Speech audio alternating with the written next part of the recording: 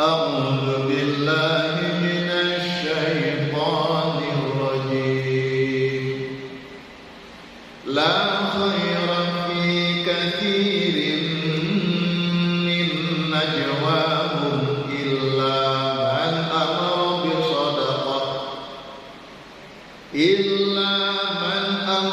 بصدقة أو معروف أو إصلاح بين الناس. Al-Ayat. Malam ini kita akan mengkaji tentang ihsan. Temanya ihsan dengan menggugurkan hak. Luar biasa ya tema. Ihsan dengan menggugurkan hak. Diambil dalam kitab yang namanya Syajaratul Ma'arif. Kitab ini direkomendasi oleh Kiai Haji Baharudin Gus Baha, bahwa kitab ini ditulis oleh ada yang disebut dengan Sultanul Aulia. Sultanul Aulia itu rajanya para wali.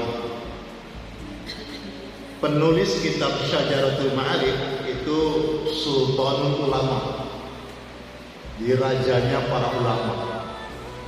Luar biasa, dia berada di kalangan mazhab Syafi'i, namanya Syekh Al-Iz bin Abdul Salam.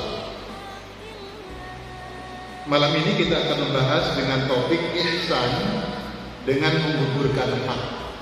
Ihsan itu amalan yang sangat baik, disebabkan amalan itu seolah-olah seorang hamba melakukan amalan tersebut semata-mata merasa dilihat oleh Allah Subhanahu wa ta'ala. Jadi amalan yang dilakukan penuh kesadaran bahwa dia melakukannya hanya dilihat oleh Allah saja. Kalaupun dunia menyaksikannya, dia tidak pengaruh. Kalaupun orang memujinya, dia juga gak ngefek. Yang penting amalan itu dilakukan semata-mata karena Allah Ta'ala untuk memperoleh ridho Allah Subhanahu wa ta'ala. Yang pertama yang akan kita bahas adalah mendamaikan antara manusia. Firman Allah surat An-Nisa ayat 114. A'udzu billahi minasy syaithanir rajim. La khaira fi katsirin min najwahum illa man amara bi shadaqah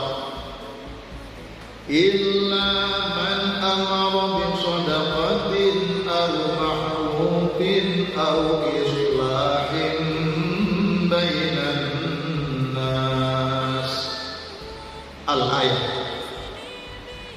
Tidak ada kebaikan pada kebanyakan bisikan-bisikan mereka, kecuali bisikan-bisikan dari orang yang menyuruh manusia memberi sedekah, berbuat yang ma'ruf, atau mengadakan perdamaian di antara manusia. Shadaqallahu adzim. Allah Maha benar dengan segala firman-Nya. Sebab itu bertakwalah kepada Allah dan perbaikilah perhubungan di antara sesamamu, dan taatlah kepada Allah dan Rasul-Nya jika kamu adalah orang-orang yang beriman. Kita kan sudah mengatakan tadi, inna minal muslimin, kami adalah golongan orang-orang yang berserah diri kepada Allah. Kami adalah golongan orang-orang yang muslim. Kami golongan orang-orang yang taat kepada Allah sebagai seorang mukmin. Fashhad bi anna muslimun, persaksikan engkau sebagai seorang muslim yang beriman kepada Allah. Kata Allah, kalau engkau betul-betul beriman kepada maka jaga hubungan baik dengan sesama. Hidup bertetangga, hidup berkeluarga, hidup berteman, hidup berjamaah, maka harus memperbaiki hubungan itu. Jangan ada permusuhan, jangan ada perselisihan. Pendapat boleh berbeda, yang tidak boleh adalah permusuhan. Pendapat boleh berbeda karena kepala sama hitam, tapi berpikir boleh berbeda, tapi jangan kemudian menimbulkan perselisihan di hati. Jadi emosi, jangan. Yang kedua, maka orang yang beriman kepada Allah, dia akan menjaga ketaatannya kepada Allah dan Rasulullah Sallallahu Alaihi Wasallam. Surat Al-Anfal ayat ke-1, kemudian surat An-Nisa ayat 128. Maka tidak mengapa bagi keduanya mengadakan perdamaian yang sebenar-benarnya, dan perdamaian itu lebih baik bagi mereka. Kenapa ada perdamaian? Karena sebenarnya manusia itu ada masalah sedikit, itu kadang-kadang hatinya besar. Kita ini sudah sholat 5 waktu, alhamdulillah. Kita ini rajin infak sedekah, alhamdulillah. Tapi ketika rapat, tidak cocok pendapatnya, terus emosi. Itu harus ada perdamaian. Jangan emosi. Silahkan berbeda pendapat tapi berlapang dada. Atau ada orang memang sedang berselisih, ada orang yang sedang bermusuhan, maka orang mukmin menjadi pihak yang ketiga untuk mendamaikan mereka. Sampai dikatakan walaupun dia harus berbohong kepada pihak ke satu dan harus berbohong kepada pihak kedua, lantaran cara itulah yang akan menyebabkan pihak ke satu dan pihak kedua berdamai. Itu dibolehkan. Ini yang disebut dengan bagaimana kita memperbaiki hubungan, mendamaikan masalah, sekalipun harus menggugurkan hak. Haknya apa? Saya tidak boleh bohong, haknya. Tapi terpaksa saya harus berbohong agar kedua belah pihak ini bisa berdamai. Datang ke pihak ke satu, Mas, saya melihat Anda masih marah dengan si B, dengan pihak kedua. Padahal kemarin saya ketemu si B, pihak kedua, orangnya baik, dan dia pun sudah memaafkan, dan bahkan dia juga minta maaf kepada sampean. Cuma khawatir sampean belum rela menerima untuk minta maaf, dan dia pun siap. Kalaupun kamu mau meminta ganti rugi, dia pun mau mengganti rugi.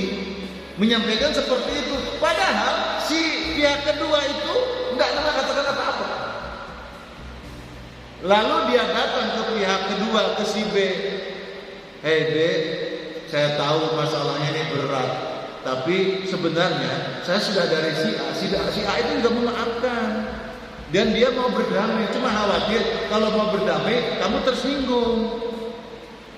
Oh gitu ya. Oke, kalau gitu saya pengen, tidak mau begini terus, tidak enak hidup bermusuhan dengan tetangga, dengan kawan, dengan saudara, dengan sesama muslim. Itu tidak baik. Oh, bagus sekali. Si A pun begitu. Ayo kita kumpul. Padahal kedua belah pihak itu tidak mengatakan apapun. Itu yang disebut dengan ihsan, walaupun dengan cara menggugurkan hak.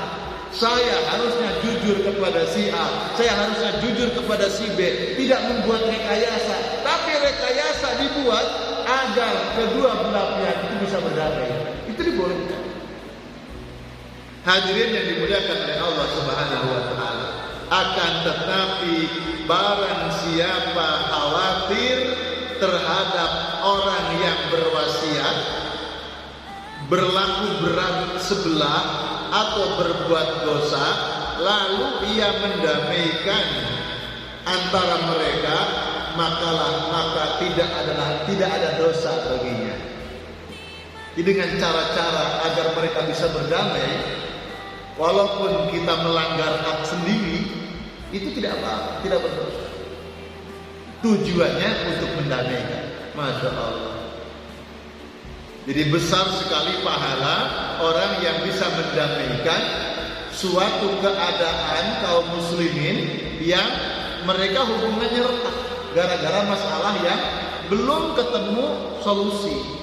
Maka ketika ada pihak ketiga berusaha mendamaikan, itu nilainya sangat besar di hadapan Allah. Jangan menjadi justru pengobar-ngobar masalah, manas-manasin. Wah, itu penjahat itu, zalim itu. Orang baik-baik disulut masalah, orang baik-baik dikibas-kibaskan fitnah. Itu dosa besar. Nah, tentu ketika kita sedang sholat, ketika kita melakukan amal soleh, kita sedang menjalin hubungan baik dengan Allah, menjalin hubungan baik dengan Rasulullah, kita berjanji ucapan dalam sholat, dalam doa itu adalah ucapan-ucapan kemuliaan, ucapan-ucapan kebaikan yang semestinya bisa dipraktekkan dalam kehidupan kita. Surat Asy-Syura ayat 40. Maka barang siapa memaafkan dan berbuat baik, maka pahalanya atas tanggungan Allah nilainya sangat besar. Falahu ajrun azim. Jadi sebaiknya ketika kita beriman kepada Allah, saya muslim, saya beriman kepada Allah, sebesar apapun masalah orang yang telah menyakiti saya, mempermalukan saya, menghina saya, seyogianya dalam bahasa Al-Quran kita mampu memaafkan. Kita mampu memaafkan. Barang siapa memaafkan dan berbuat baik, maka tanggungan pahalanya dari Allah. Dan itu dicontohkan oleh Kangjeng Rasulullah. Kangjeng Nabi Muhammad itu mencontohkan. Kurang apa? Nabi Muhammad seorang Rasul, seorang Nabi, seorang manusia paling baik, paling dihormati, pemimpin, tapi diperlakukan oleh orang-orang yang belum mengenal hidayah, diperlakukan jahat, diperlakukan hina. Masya Allah. Mau ke masjid dilempari dengan kotoran, dilempari dengan najis, bahkan dengan batu, sampai gigi Nabi, sampai dahi Nabi berdarah-darah. Tapi Nabi tidak marah. Tapi Nabi tidak dengki, dendam, tidak membalas keburukan mereka. Apa kata kunci? Nabi mengatakan sekiranya mereka mengerti, sekiranya mereka tahu ajaran yang benar, pasti mereka tidak akan melakukan perbuatan jahat seperti itu. Itu pemakluman yang besar. Istilahnya kan dia orang belum tahu, belum sadar, kan dia orang gelap, belum datang cahaya Allah, gelap. Mesti saja melakukan seperti itu. Lah kalau saya sama-sama dengki, kalau saya sama-sama membalas keburukan, berarti sama-sama gelapnya. Sama saja dengan mereka. Untuk membedakan, ini orang-orang yang sudah mendapatkan hidayah Allah, cahaya Allah, sementara dia belum, maka sikapnya harus berbeda. Bagaimana caranya? Mampu memaafkan dan bisa melakukan amal kebaikan. Banyak di antara kaum muslimin mampu memaafkan, tapi belum bisa berbuat kebaikan. Saya sudah maafkan dia, kalau saya suruh salaman dengan dia, nanti dulu. Saya sudah memaafkan dia, kalau saya suruh berbagi kepada dia rezeki, nanti dulu. Rasulullah lengkap memaafkan dan berbuat baik. Kurang apa orang yang menghinakan Nabi? Nabi sedang sujud dikucuri dengan kotoran unta, dengan najis. bersihkan, ganti pakaian, sujud lagi. Sampai orangnya sakit, justru Nabi kangen. Kemana orang yang biasa ngerjain saya? Kok tidak nampak? Dijawab oleh sahabat, ya Rasulullah, dia dalam keadaan sakit. Apa yang dikatakan Nabi? Apakah alhamdulillah? Enggak. Kita kan beda. Kalau ada orang berbuat jahat kepada kita, kalau ada orang musuhi kita, lalu dia sakit, kita bilang alhamdulillah, rasain loh. Kita kan gitu. Seolah-olah, makanya jangan macam-macam sama saya, kelalat loh. Itu nggak boleh kita bilang begitu. Nggak boleh merasa paling suci, nggak boleh. Siapa tahu orang yang jahat itu justru menjelang kematiannya dapat hidayah dari Allah Subhanahu wa taala, bahkan surga balasannya. Dan kita berlindung kepada Allah yang sudah setiap saat kita beriman, sudah setiap saat kita melakukan amal soleh, tapi justru menjelang kematiannya kita mengingkari Allah. Naudzubillah. Jadi ajaran Allah dan Rasulullah ini disampaikan Nabi, dan contohnya pribadi Rasulullah sendiri itu begitu sangat mulia.